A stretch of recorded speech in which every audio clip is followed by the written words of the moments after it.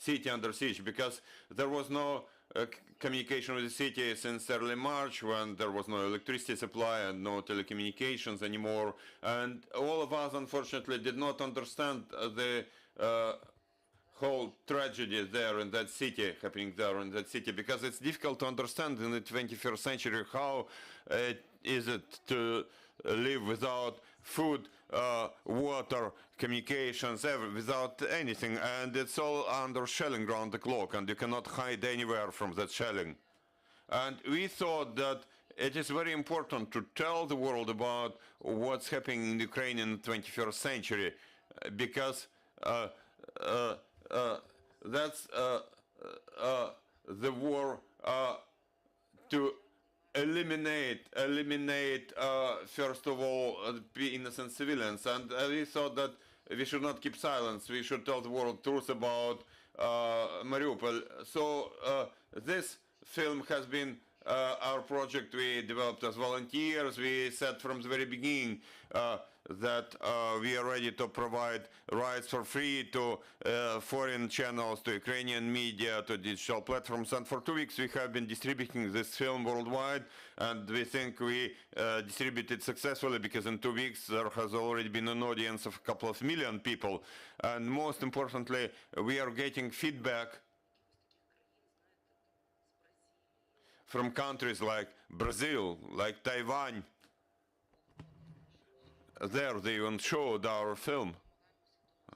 So we tried to get our message across about what's happening in Ukraine. I propose that we now watch the teaser of that film. I'd like to ask our technicians to show it, and then we'll discuss it. No one Ukrainian city saw what Mariupol has seen. It's difficult to destroy. They were targeting us, killing us. They took our life, took our city, took our home. Actually, it can never be ready that your city can lose everything at once. People were cooking food on open fires in their backyards. I really saw people hunting for pigeons. Stairs were broken, people were shooting, were all in white, and I asked what happened, and some man told me that there was a bomb dropped onto the dome. I approached and I asked what is there, and they say don't go there, they're just dead bodies. Only when the city of Mariupol will be open, only then will we be able to understand the whole scale of this tragedy happening there. That's a cemetery, literally a cemetery, that's a hell. I am Mariupol. I want the world to hear me. To hear the voices of my people. They're begging to save them. Mariupol, Chronicles of Hell.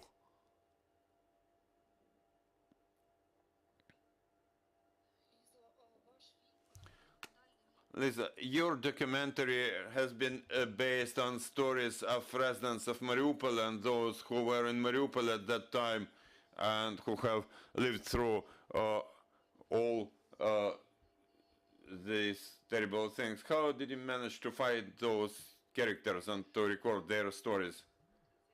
Well, the first potential participant whom we approached was Nadia Sukharukova, because, you know, their posts on Facebook just turned me like inside. It's painful even to read those posts, how then it is to survive it. So we approached Nadia, and then you know, people started telling each other. We were looking for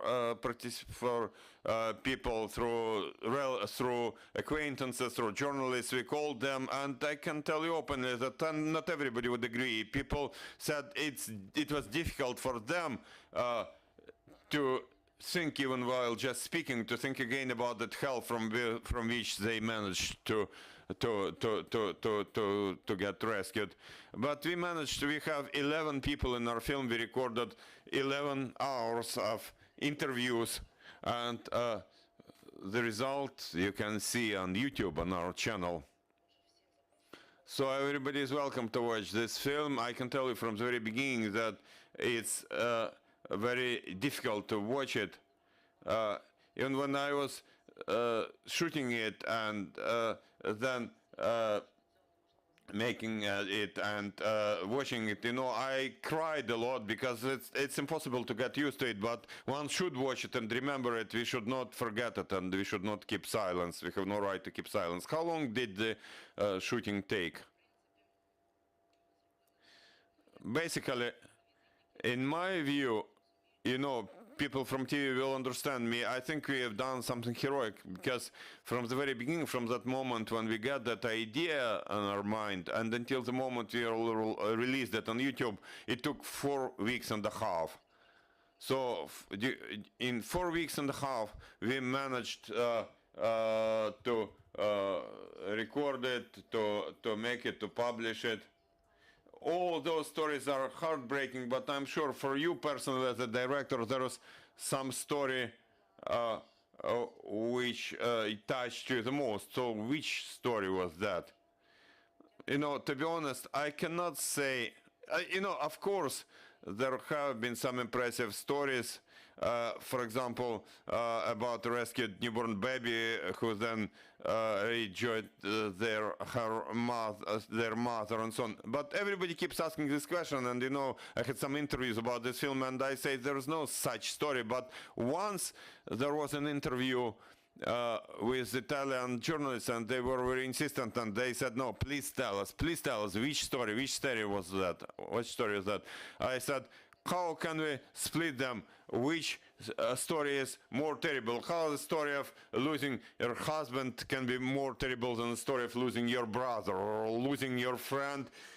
Is it more terrible than losing your relative? You have to understand that in Mariupol, with 500,000 population, every family lost somebody. This whole story, this whole film is about losses, and it's not about anything unique. If you speak with any of residents of Mariupol who managed to flee from that hell, their story will be about losses, about pain, and about victory over death by now, at the moment. I think that all those characters in that film have something in common. They all did not believe that such things may happen. Is there anything else which is typical for each character in your view?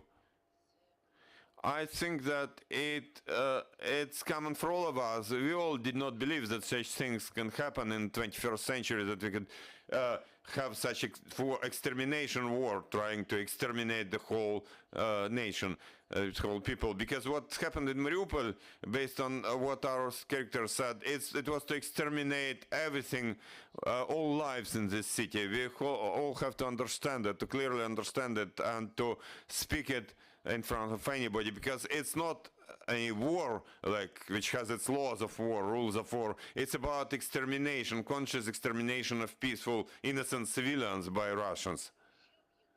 What else brings them together? What was surprising to me, it's a tragic story. It's a story of losses and pain, but it's also a story of love. It's about love. Each and every of our characters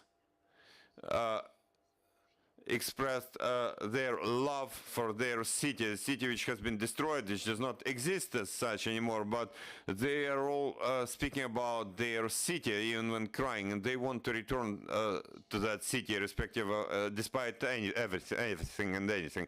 I think that your important audience after that film was published was precisely those people who were your heroes, your characters. What was their feedback? They thanked us because from the very beginning, when we were speaking with them, those characters who agreed to participate there, they were all saying the same: the world has to know the truth about Mariupol. And they are also trying to get that message across, to deliver that truth. So we are doing the same cause, and I appreciate that.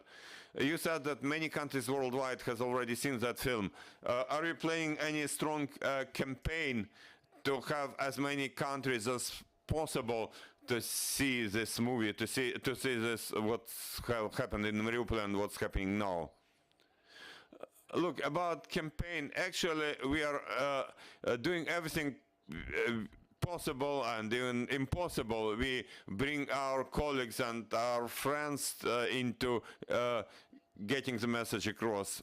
Thank God we got some feedback and people join distributing this information. For example, this week alone, the first channel in Estonia had some telethon on Saturday or Sunday. They will have it to support Ukraine, and there they will also show that film. That's not the only event. About any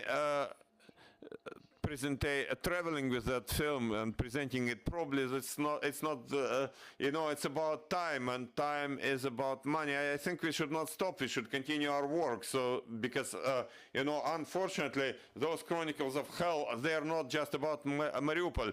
Hell is now all over Ukraine, and I think, not that I think, but I know that we'll definitely continue that project, but it will be about other cities and towns, about other characters, and literally at the end of this week we are to start making our next film. I will not tell you what will be its topic, but that's also it's about some terrible things in the occupied city in southern Ukraine. You cannot share the secret what is that city. Yeah, I hinted this is an occupied city in the south of Ukraine. Thank you, dear colleagues. Do you have any questions? If you have any questions, you're welcome. There are no questions, so thank you for your presentation, and I hope that the next film will also have a broad audience, and it will reach the hearts like this film reaches them, because unfortunately in our country we have lots of such stories, and lots of people have been faced with this war directly. Thank you for helping us to get the message across, to share this information. I think we are all doing the right thing, the thing which is needed now. Thank you. Reminding you that we had Liza Tatarinova with us, a Ukrainian film director, author of the film Mariupol, Chronicles of Hell. Stay with us. Thank you.